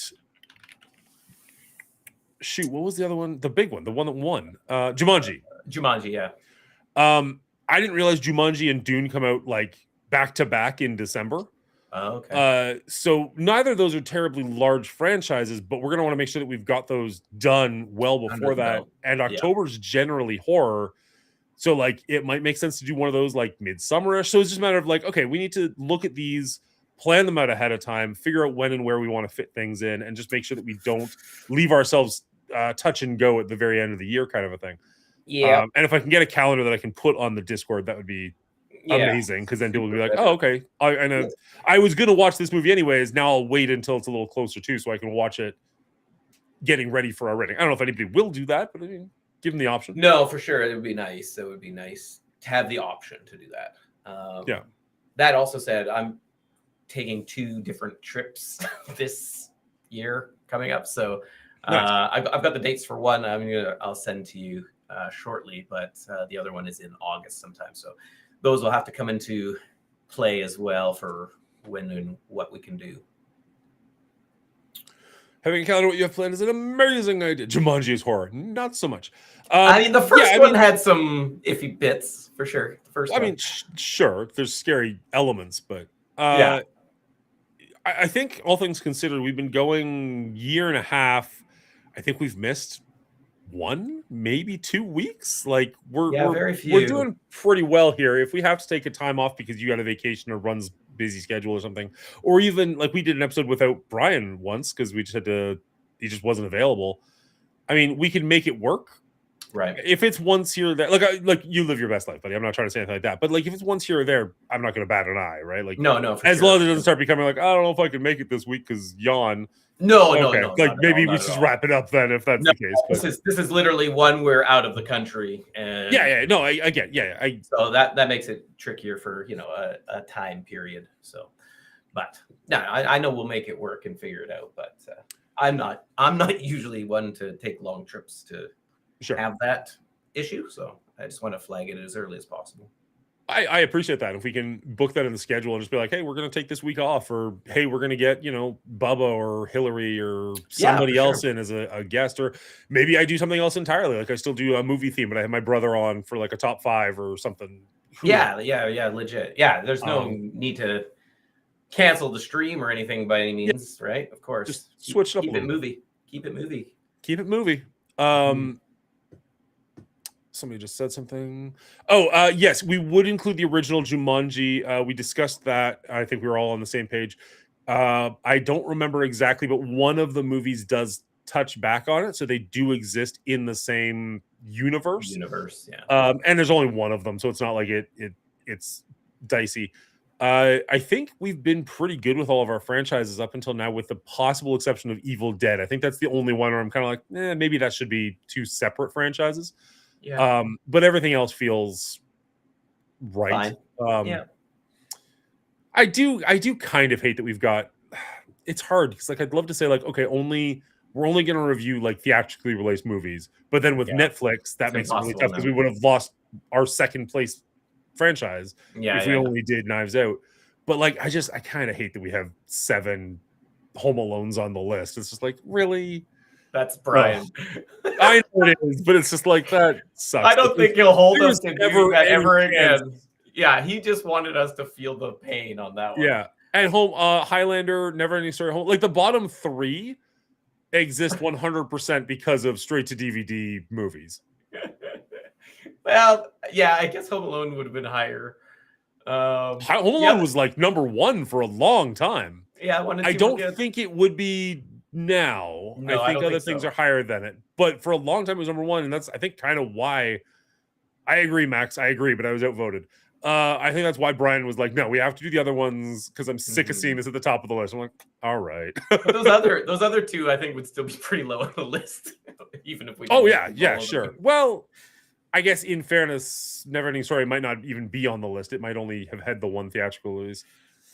No, I think the second one was as well. I think so. Okay. But it was bad. The first one was good though. You're right. The second one is unwatchable. I honestly, I think I did score it. Well, I can literally got it open in front of me. I'm pretty sure I gave Never Ending Story 3 a better mark than 2. I did, not by much, but I did. Yeah. Oh, that was a bad franchise. I was thinking about something. I might keep this to myself, but I was thinking about something today that I'd like to do. I might try and get that up for next week. Nice. Surprise you guys with a little something. I haven't seen any of the new Dune movies.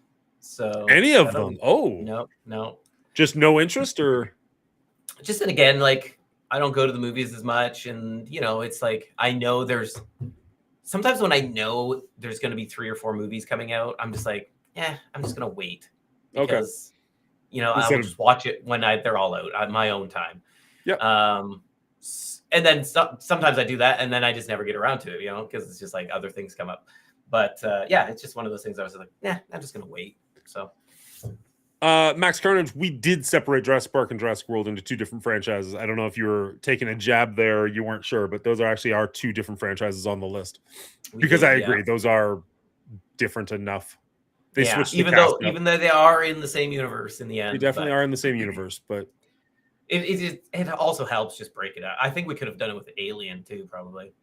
I just don't know the Alien. Like if Alien had a what's it called? A third Michael Fassbender movie. Yeah, sure. And there's a way to like differentiate it, like the David trilogy, as Brian kept calling it. Right. Then yes, I would agree with you. But as is, it's like I don't know where that clean line is. Like Star Wars, mentioned this one a bunch of times, has three very distinct trilogies. Like that's super easy to break into three different franchises, even though it is all Star Wars. Yeah. So like, but then you still get the Rogue Ones and stuff. Where do they fit? I just wouldn't do them. Fuck Star Wars. Well, no, but like this is the prequel trilogy, the sequel trilogy, the original trilogy. Sure. But they are all part of they're all part of the franchise, man. Sure. Well, and that's where it comes down to like, do you include the overarching? Because like we've talked about this before. I would say the MCU is a franchise. But then that's 100%. Way too big. So of course you're going to break it down into like Captain America trilogy, Thor trilogy, Spider-Man trilogy, all those things, because that's more bite-sized. But like if you put the MCU as a trilogy or as a franchise on there, it's like that's unwieldy. And also like by movie 5, it would never change. It would just be like 70. Yeah. Somebody also mentioned to me, which I hadn't really thought about, is the Muppet movies franchise. Okay. Like it's a franchise. They're not really directly related movies, but they're all Muppet movies. A couple there's Dolly trilogies, right? Yeah, for sure. I was like, that's an interesting take. There's a lot of those movies too, though. I would be curious I'd have to see how many. I wouldn't. We could discuss it. I'd want to see how many there are, and how many of them were like budgeted theatrical release real movies versus they've like had a few. They've had a few. I'm sure they have, but I wouldn't want it to be like, well, this one came out on VHS back in 92, so it counts. Be like, no, I'm not doing that to myself or my audience, unless it was like an episode where like, okay, we're just gonna discuss all of them in one episode and just get it over with in about an hour, and just kind of like blitz it, like maybe as a fun, I don't know, Christmas something or other. Maybe.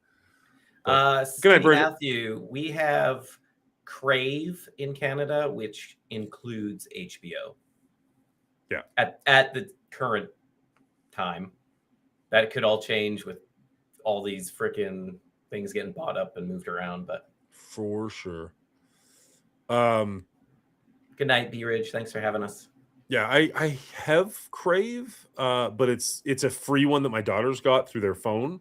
So it's got ads, which is a little frustrating because they all have ads now, unless you're paying extra. Yeah, but they don't plan where they're putting the ads. They just kind of happen in the middle of like a sentence, and you're just like, why? Yeah.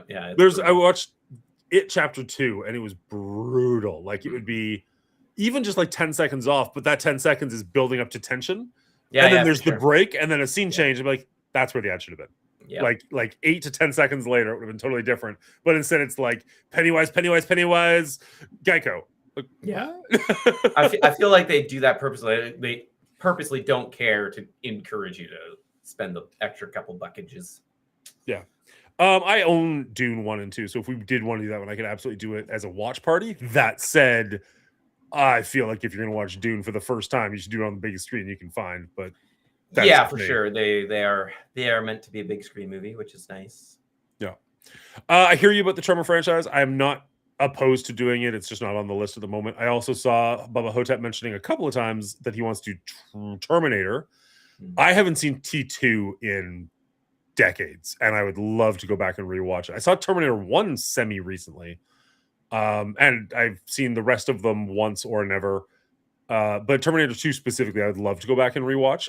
It's just one of those things where the franchise gets so big, it takes like 2 months to get through, and it's just like that's a lot. Like that's an entire summer of Terminator. Yeah. Is that worth it, or do we do 3 Terminators for like July, something else for August, and then come back to it in September?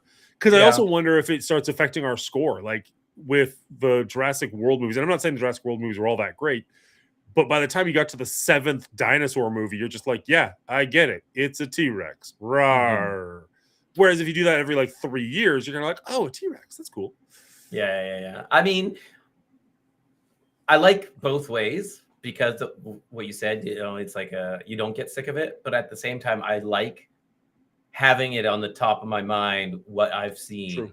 to compare it to as well. So it's like, a double-edged sword there kind of thing.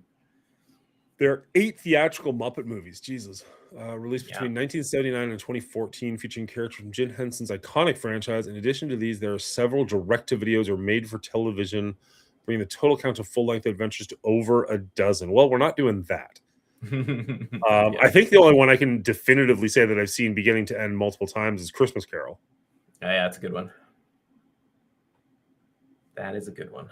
Kermit's Swamp Years to Very Merry Muppet Christmas, Muppets Wizard of Oz. I've not seen any of those. Terminator ended with Judgment Day. I feel like I liked 3 well enough, but it's been so long since I've seen it. I'm not saying it's good. It's definitely not T2. Yeah. But I feel like at the time I was like, that was fun. It was Arnold. Okay. Was 3 the one where they kind of started poking fun of themselves more? I don't remember. It was Claire Danes and the female bot. the female robot. Yeah. I feel like they were like pretty tongue in cheek of like, hey, this is a Terminator joke in a few bits in that one, but it is what it is. At some point, you kind of have to turn it that way sometimes. Well, like one was a horror movie. Yeah, like, one was great, right? Like it was so good. Yeah. And then 2 turned it up to 11 and it was super fun. Yeah. And then it feels like everyone after that is just the same movie. Yeah, to some extent, action formula. Yeah, because it's got the name attached. Like it feels like 1 and 2, you could tell like, oh, this scene is from that, and this scene is from that one. And then after 3, because probably the female Terminator keeps it somewhat fresh. But after that, you're just kind of like, which one was that in? Like, what was the one where this thing happened and that guy got shot? I don't know. I'm pretty sure after 3, I stopped watching. I don't think I've seen any others. I've definitely seen. I've not seen the newest one, Dark Fate, I think it's called. I think that's the only one I have not seen.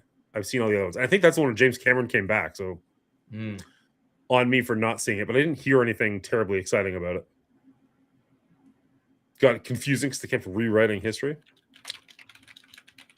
I'll get a calendar up and I'll write in, because like Mortal Kombat comes in like May. So if we're taking March off to do randoms and then getting ready, like Mortal Kombat, we only have to watch 1 movie for Mortal Kombat. So that's not going to take a whole lot of time. We're just doing the new. Yeah, I think that's another one where it's like 2 separate franchises. Like if we want to go back and do 93 and 95, we can, but it doesn't connect in any way to. There was a third one too, wasn't there? There was a television show, but I thought there was just Mortal Kombat and Mortal Kombat Conquest. Oh, Annihilation. You might be right. Yeah. Annihilation. Yes. Okay, so yeah, maybe if we ever decide to, that would be one. The Division, yeah. Yeah, and then we do this one, which honestly I own the newest one. Not because I saw it and loved it, but it's like it was at Walmart for $10. I was like, well, I want to watch it anyways, and it's going to cost me $5 to rent it. So if I watch it twice, I made my money. Yeah. And I have wanted to go back and rewatch it with the second one coming out. So this kind of works for me. I am surprised it won, but I'm also pretty happy about it. Although there wasn't really any movie on that list that I would have been sad about. But yeah, I'll get the calendar up and we can kind of see where our holes are and how much time we've got, and we can kind of decide from there what we want to fill in. Because the other thing is, like with horror, there's a lot of singles and 12s. There's not a lot of 3s, right? So it's all right, what are we going to do this year? Because there's another Scream coming out, right? There's Scream 7. I've only seen the first 3. I've not seen 4, 5, 6, or 7. Yeah, I've seen a few scattered along the way, for sure. Not all of them, though. Yeah. Mortal Kombat Annihilation didn't exist despite it being released to the masses. Yeah. Unfortunately, in our world, if it was released in theaters, it's a go. Yeah. I remember watching Scream 3. I liked 1 quite a bit. I remember not liking 2 nearly or as much. forgetting number 2 instantly. Mm. And then number 3 stood out because it has Jay and Silent Bob in it, because they're making a movie in Hollywood, and Jay Yeah, and Silent yeah. Bob Strikes Back. They're going to Hollywood to stop the movie. Right. So they did that cross pollination. I'm like, oh, interesting. Jay and Silent Bob takes place in the Scream universe, or vice versa. Yeah. Okay, fair enough. You got Dan. You put some Kevin Smith in your movie. You got Dan hook, line, and sinker. You know what? You're not wrong. Even if it's not Jay and Silent Bob, like there's a movie that I seem to remember, Catch and Release, that just had Kevin Smith as a character in this random rom-com, and it's like, okay, now I'll watch it. Yeah, nice. Oh, bye, Will. Add to the stream. Hello, sir. Welcome back. Blake booted me. What happened? That was weird. I don't know. Did the same to me earlier, but sign. I should 5 probably. and 6 were actually good. There was a Scream TV series as well. I think I watched at some point. Really? Oh, there was. I forgot about that. Yeah, I'd completely forgotten about that. I think. Well, I mean, Scream 7, I want to say, does not come out at Halloween. So if it comes out in like May or something, we would have time to watch 1 through 6, and then maybe 7 comes out on streaming by Halloween. Right. If we even want to. I'm not like dying for it. I remember the first one being really good. I'd like to go back and rewatch that. After that, it could very well just be the same thing we were talking about Terminator, which is they all blend together. I've kind of been enjoying our 3 and 4 comes out tomorrow. Oh wow, franchises. Just because it doesn't get overwhelmingly a lot. But I know we'll have to dive into a few lengthier ones eventually, right? So, well, and as mentioned, once you get to like 7 movies, it's just not moving the needle anymore, right? Like after a couple, it's just like, unless it's really bad or really good. Yeah. But generally speaking, if you're like a 68, you're going to be at a 67 to 69 range. Right. Like it's just that's middle of the pack. Yeah. Anyway, I should probably bounce. Yeah, that sounds good. What are you doing tomorrow night for Friends Friday?